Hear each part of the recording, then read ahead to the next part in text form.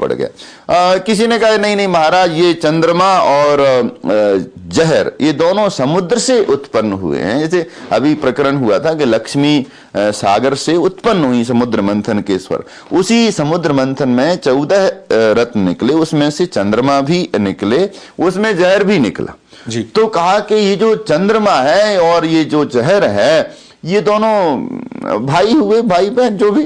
तो उसने अपने भाई को गले लगाया, तो उसके जहां जहां वो जहर लगा वहां काला पड़ गया। ये सारी बात है।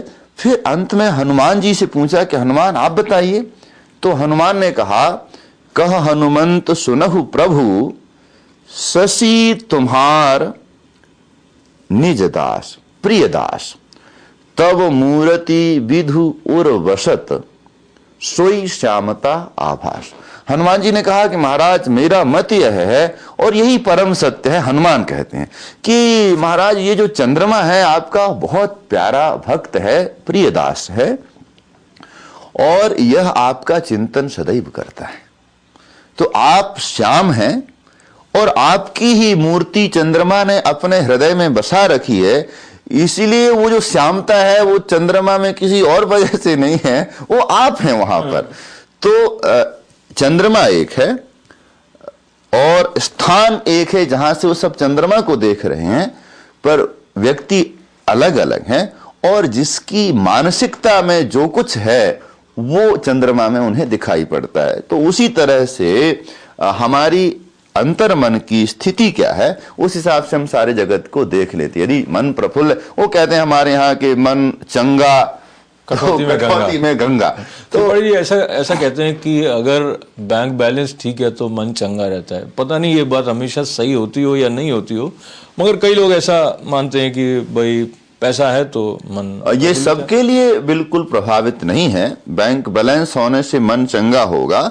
बहुत से लोग राज सिंहासन पर बैठे हुए ऐसे उदास देखे जाते हैं जैसे उनके जीवन में इतनी दरिद्रता है कि पूछो मत। और बहुत से मैं भारतवर्ष की संस्कृति का, भारत का एक मैं कहूँगा एक हिस्सा हूँ, उस संस्कृति का एक पंडित हूँ, जो भी हूँ, तो मैं जरूर उसका स्मरण करना चाहूँगा। यदि ऐसा हो तो दुनिया में एक भिक्षुक द्वार पर जाकर कहता है भिक्षाम देहि, और वो वैदिक सनातन संस्कृति में सन्यासी भारत का, या आदि शंकर को ले लीजिए या हम बुद्ध को ले लीजिए, यदि बुद्ध जाते हैं और किसी ऐसे गृहस्थ के दरवाजे में जिसके घर में कुछ नहीं है, वो बड़ा निर्धन है, उस निर्धन के द्वार में भी यदि बुद्ध जाकर कहते हैं भिक्षाम देहि, तो बुद्ध के कमंडल में तो 2 दाने भी नहीं है, शाम को खाने के लिए भोजन नहीं है, रहने के लिए कोई बहुत बड़ी कुटिया नहीं है, कहीं वृक्ष के नीचे विश्राम कर लेते हैं, किसी के द्वार से भिक्षा मांगकर भोजन कर लेते हैं। तो क्या हम कहेंगे कि बुद्ध तो उनके बैंक में तो कुछ बैलेंस नहीं है और वो अनहैप्पी है? बुद्ध से ज्यादा प्रसन्न व्यक्ति या भारत के किसी ऐसी परंपरा के सन्यासी से ज्यादा प्रसन्न व्यक्ति इस दुनिया में देखा कहां जाएगा? तो बैंक बैलेंस से इस प्रसन्नता का लेन देन ज्यादा नहीं है। हाँ, अंतर का जो बैंक बैलेंस है, उनकी ज्ञान का जो है, उनकी साधना का जो बैलेंस है वो बहुत है। तो साधना का बैलेंस बढ़ाइए, और यदि साधना का बैलेंस आपका बढ़ा है, आपके ज्ञान की वृद्धि आपके जीवन में है, तो बैंक बैलेंस बिल्कुल शून्य होगा तो भी आपकी प्रसन्नता को कोई छीन नहीं सकता। और यदि आपकी साधना, आपके ज्ञान का बैलेंस 0 है, तो आपके बाहर के बैलेंस ट्रिलियंस में होंगे और आपको प्रसन्नता दे सके ऐसी शायद कोई व्यवस्था दुनिया में हो नहीं सकती। त्रिपाठी जी, आपने जो अंदर के बैंक बैलेंस की बात की, अंतर मन के बैंक बैलेंस की, उसको बढ़ाने की दृष्टि से उत्सव जो आते हैं वो भी कहीं ना कहीं ऐसा अवसर देते हैं कि उसको बढ़ा लिया जाए, कि आपके भीतर की प्रफुल्लता जो है वो और अधिक प्रभावी हो जाए।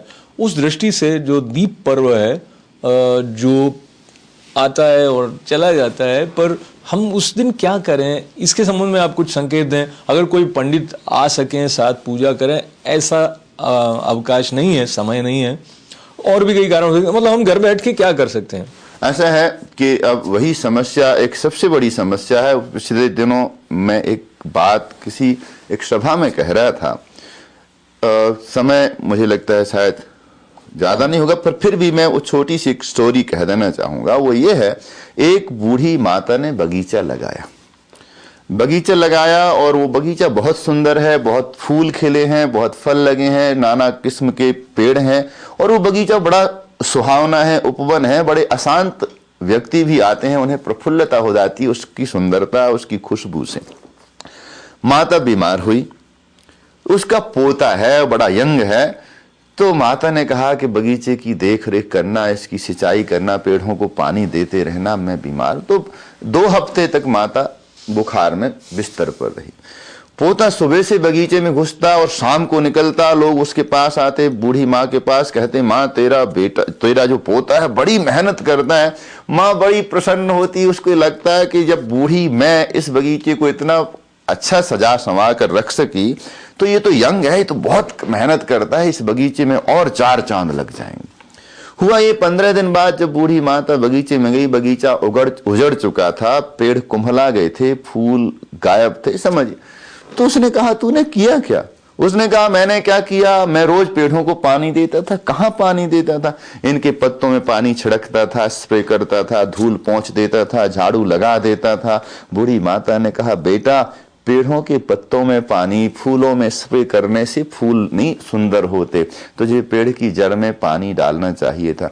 मैं जरूर कहना चाहूंगा, अपने लिए भी कह सकता हूं और जरूर कहूंगा समाज को, कि हमारे समाज में अब हमें आवश्यकता है ऐसे विद्वान ब्राह्मणों की, जरूर जरूरत है ऐसे विद्वानों की जो हमारे साथ बैठकर हमें उस दिशा में ले चलें।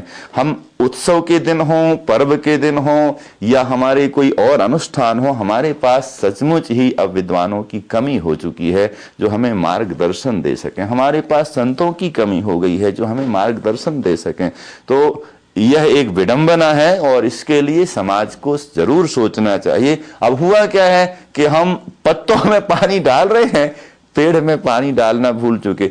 मैं अपनी बात नहीं कहता हूं, वेद का एक मंत्र मुझे हमेशा स्मरण होता है, आ ब्रह्मन् ब्राह्मणो ब्रह्मवर्चसी जायताम महाराष्ट्रे राजन्यः शूर इखव्योत व्याधि महारथो जायतान्तोघ्री धेनुर्वोढा नड्वान आशुः सप्ति पुरंधरजोखा जिष्णुरथिष्ठा सफेयुः जुवास्य जजमानश्च वीरो जायतान् निकामे निकामेनः पर्जन्यो वर्षतु फलवत्यो नौषधया पच्यन्ताम योगक्षेमो नः कल्पताम। ये वेद का मंत्र है और इस वेद के मंत्र में वेद के ऋषियों ने कहा कि मेरा देश, मेरा राष्ट्र, मेरा घर, मेरा जीवन प्रसन्नता से भरा रह सकता है, और उसके लिए हे ईश्वर मैं चाहता हूं कि मेरे राष्ट्र में विद्वान ब्रह्मवर्चस्वी लोगों का जन्म होता रहे या पैदा होते रहें, और मेरे राष्ट्र के क्षत्रिय बहुत मजबूत, बहुत बलवान हों, मेरे राष्ट्र की गायें दूध देने वाली हों, दुधारू हों, मेरे देश की नदियां पानी से भरी रहें, बहती रहें, मेरे राष्ट्र के पेड़ पौधे वनस्पतियां फलों से लदी रहें।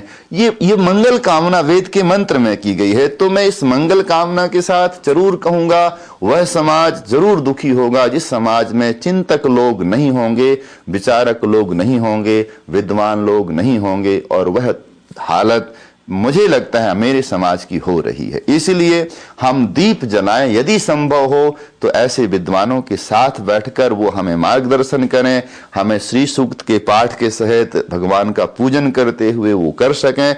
यदि संभव हो वो करें, न संभव हो तो आप कहीं न कहीं से ऐसे लोगों से मार्गदर्शन लेकर अपने घर में दीप जलाएं, लक्ष्मी जी का पूजन करें, भगवान का पूजन करें, अपने बच्चों के साथ बैठालकर उन्हें अपने इतिहास से परिचित कराएं, तो शायद उनमें भी यह संस्कार जागृत रहे आएंगे। त्रिपाठी जी, आपकी बात सुनते हुए मुझे लगा कि दीप प्रज्वलन के साथ साथ कहीं कोई एक मशाल भी प्रज्वलित है, कहीं कोई एक वेदना है जिसके सुलगने के बाद जिस प्रकार का दृश्य होता है कि सबके भीतर संस्कृति को लेकर जो जागरूकता का अभाव है वो किस प्रकार हमें दुख की ओर ले जा सकता है, इसका संकेत आपने किया।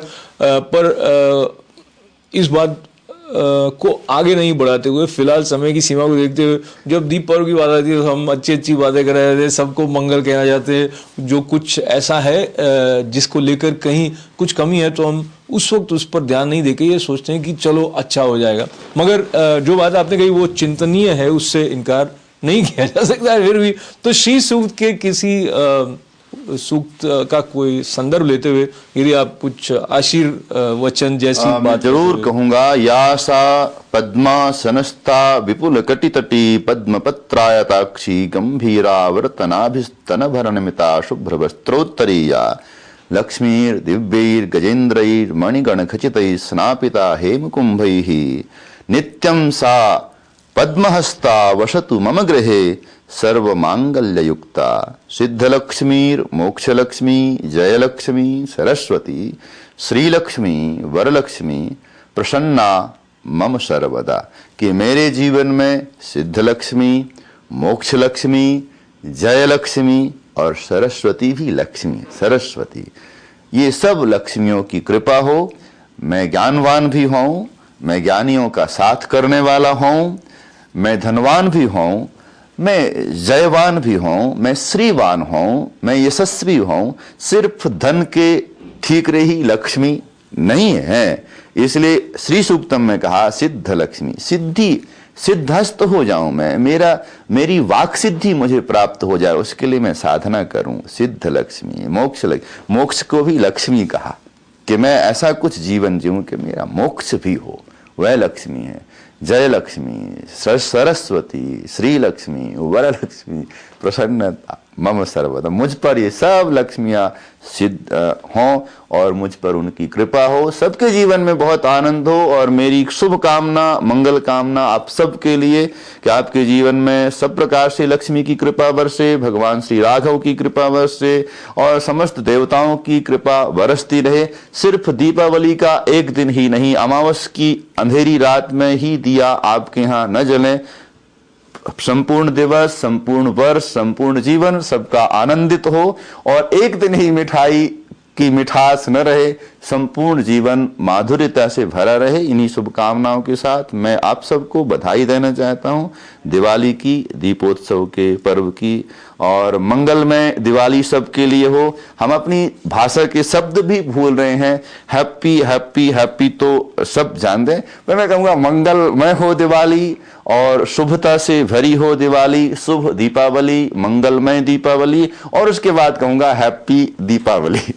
मैं हैप्पी दीपावली से प्रारंभ करता हूं, मंगलमय दीपावली तक आपको ले जाता हूं। और हमारे पंडित त्रिपाठी जी की उपस्थिति में आज कुछ चेतना के विशेष दीपों का भी प्रज्वलन हुआ वार्ता में, जो कहीं हमारे बोध को प्रदीप्त करने वाले हैं। और जब हम बोध सहित होते हैं तो कोई कारण नहीं कि समृद्धि हमारे साथ न हो, आंतरिक समृद्धि भी, बाहरी समृद्धि भी। और लक्ष्मी जी को प्रसन्न करते हुए आप अपने भीतर, अपने आसपास सबके लिए प्रसन्नता के माध्यम बने, ऐसी मंगल कामना के साथ, ऐसी प्रार्थना के साथ पुनः पुनः आपका धन्यवाद, आभार पधारने के लिए।